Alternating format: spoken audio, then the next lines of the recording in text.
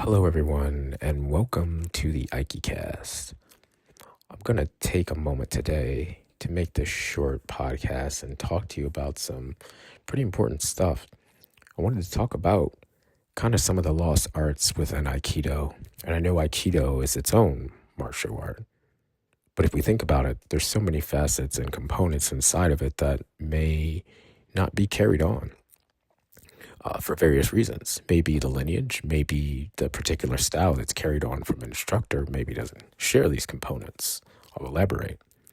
The first one being Aikiken, Jo, Aikido weapons. Some instructors don't have the background or a strong connection to Aikiken, Jo, Jotori, etc. So I feel as though since, some students are derivatives or have their lineage with Saito Sensei or Chiba Sensei. If you think about Yamada Sensei, he wasn't very big into weapons. So the weapons of New York Aikikai was kind of a hodgepodge, excuse the expression, of what Sagana Sensei picked up and learned. Various instructors who picked up some of the techniques and skills from Saito Sensei. And even Donovan Wade Sensei, I spoke to him about this extensively when he was still alive, rest in peace, about how the weapons techniques and lineage carried on in New York Aikikai. And he mentioned some of it was his teaching because he learned a lot from Chiba Sensei, and he learned a lot from Saito Sensei's weapons as well. So if you think about it, not every system incorporates it. Aikido, but if we think about Aikido's root and essence, it's all around the sword. There's certain moves that we use. There's certain techniques that are designed to yield the weapon or to pull or draw the sword, which is why we move in a particular way. I move on from the weapons portion, and the next step is to talk about not just weapons, but ukemi. I feel as though ukemi is a lost art. I'll elaborate. What drew me to Aikido was the ukemi. I paid more attention to uke than nage originally because I was drawn to it because of the kind of movie stuntman, gymnastics sort of athletic look that I saw when my first demonstration watching Henry Smith Sensei in his dojo throwing around his senior students. It was the end of class and they were doing two-man randori. And I just watched all this energy and saw the ukemi. The senior student at the time had actually very decent ukemi, and he trained in New York Aikikai for some time, and kind of put his own stuff together, or kind of some of what he interpreted from Donovan Wade and some things he learned from Kanai Sensei, because he had been around for a long time. So the uke in particular, or the ukes in particular, I was just fascinated with their movements, and it really drew me to the art and made me want to practice.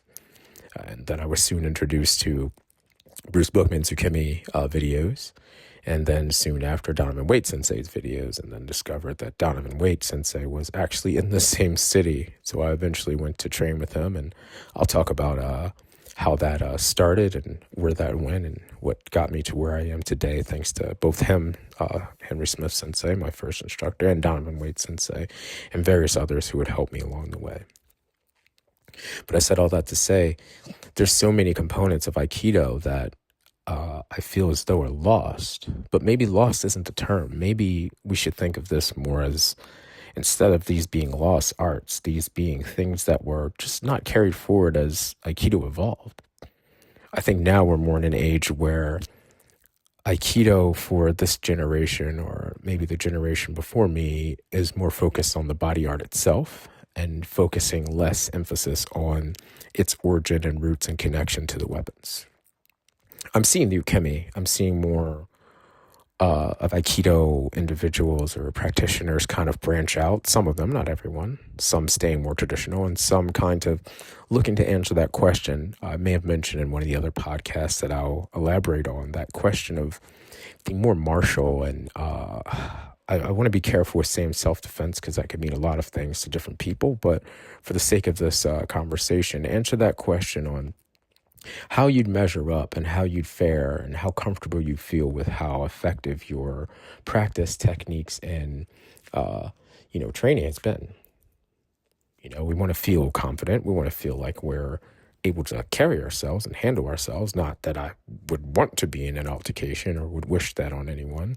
But I think when we think martial arts, we think sometimes more on the martial side, the side that's less artistic and visually appealing, but more on the functional, the more application-based components of our practice. So I said that all of that to say that, these lost components or these things that are maybe not as visible, because maybe some of the instructors that are sharing these and carrying these parts of the art on are not a generation that are on social media or any of these platforms where we can see it. Maybe there's a video, maybe there's a DVD, maybe it's something in Aikido Journal with Josh Gold and his crew who are carrying things forward with Aikido. Or maybe it's not documented at all, and it's we're in an age where some of these instructors are passing on, and a lot of their information isn't being shared. So I said that to say that a lot of this project, the Aikicast, is to kind of, where we can, carry on and share some of these stories, these lost components, and kind of bring to light some of the sides of Aikido that we may not see, because sometimes we're not comfortable enough with being in front of a camera. Sometimes we don't think about it. Sometimes we're not sure. Sometimes we have the old school mindset, which is perfectly fine, where, come to the dojo if you want to see it, do it in person. But we're in an age now where people, want to get on their device and they want to look and learn and study and just be in awe of seeing these magical and, these intriguing things that are related to the art that we share together that has brought so many people together and brought so much joy and changed our lives in so many ways while we're on this path. So continue on with the ukemi, that being a lost art. It's one of the things, it has so many different shapes to it. There's the old school style, hard and efficient. There's the fancier style where it's like fast. And then there's the another style that's just like feather soft ukemi, which I'm not unfamiliar with. And what I wanted to talk about also in the ukemi side is, I mentioned before that a beautiful technique or beautiful practice, you'll see uke and nage blending. It's like a conversation, right?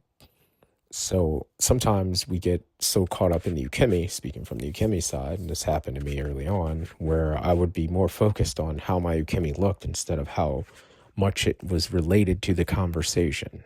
It's like I was making my own statement and not really keeping up with the conversation and maintaining the flow. And then there's the side where some of us focus more on nage and we shy away from the ukemi, and it just dependent upon our style and how we practice and who we're working with, the conversation might not be as smooth. It might not be as clear. But that's fine.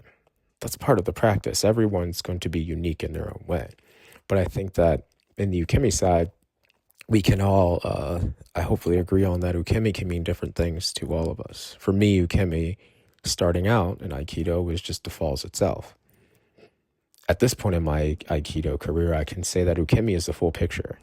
It's not just receiving the mat, receiving the earth, and giving just taking the falls. It's the full encounter and full story from the moment the encounter begins, before the attack, before all of the kazushi, before all of that. It's the actual intent of the encounter and everything included in it until its completion, until the partner switches roles after the 2 or 4 iterations and uke's role changes to nage. That full part of the conversation, right? Not just, I did the shomenuchi and then I flipped and did the really cool fall, and the fall is just the ukemi. No, the ukemi is the full picture. It's the second side. If we think of this like yin and yang, if we think of this as a full picture, a full working set of components, there's the nage and uke half, right? So it's Aikido itself involves both, all of it. I carry that on to the weapons side because in Aikiken and Aikijo, as we're aware, it's not just solo katas. There are components like wase and the Jo and Bokken, kumitach. There are so many kata forms that have a uke and nage side. There are so many paired exercises that show the full the full essence and a full picture of what Aikiken and Aikido, what like a full samurai battle or a battle of those times may look like. It kind of really, once you look at the weapons side, you can understand a little bit more visually and physically what some of these movements we do in Opihen and the body arts look like. Because we move a certain way and we're told there's certain shapes, but sometimes without the weapons in hand, without the Bokken and the Jo, it's hard to picture why we would move in such a way. Why do we hold our hands in such a shape? Why do we offer this way? Why is there a Jodan, Shudan, and Geidan? But once we pair these techniques with weapons, even with Jotori or taijutsu, we can actually see clearly, okay, I move this way because the Bokken is in hand, and Uke's job is to stop because they don't want me to yield this weapon. So if we look at the full picture, not only are we seeing what some things are lost in translation and lost in art, we can actually get closer back to the essence and actually can open up so many more pictures, so many more components. There's so much more to study and to explore in this beautiful art of Aikido we share together. So once again, folks, thanks again for joining me on the path, on this journey, on the Aikicast. Thanks for listening. I'll see you on the mats.